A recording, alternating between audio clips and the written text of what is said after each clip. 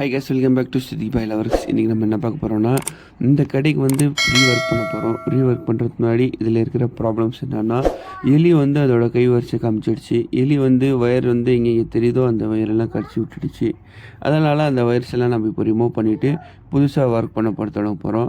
So work பண்ணுறதுக்கு முன்னாடி இந்த கடைக்குள்ளே ஒரு வாரமாக வந்து எலி பிடிக்கிறதுக்கு என்னென்ன பண்ணணுமோ அவங்கெல்லாம் பண்ணி இந்த கடையில் எந்த எலியெல்லாம் துரத்துட்டாங்க.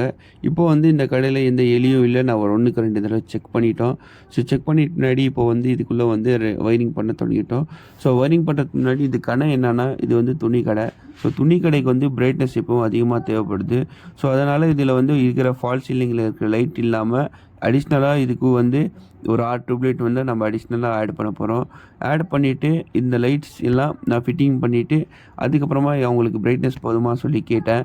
ஸோ அவங்களுக்கு அந்த பிரைட்னஸ் எல்லாம் போதும், இந்த பிரைட்னஸே ஓகேன்னு சொல்லிட்டாங்க. இப்போது இதுக்கு கேமரா ஒயரிங் எல்லாம் பண்ணணும். ஸோ கேமரா ஒயரிங்லேருந்து கேமரா ஒயரிங் வந்து கேமராக்கு ஒயரெல்லாம் போட்டு அது வந்து நம்ம பாயிண்ட்ஸ் எல்லாம் மாற்றி கொடுத்துட்டோம்.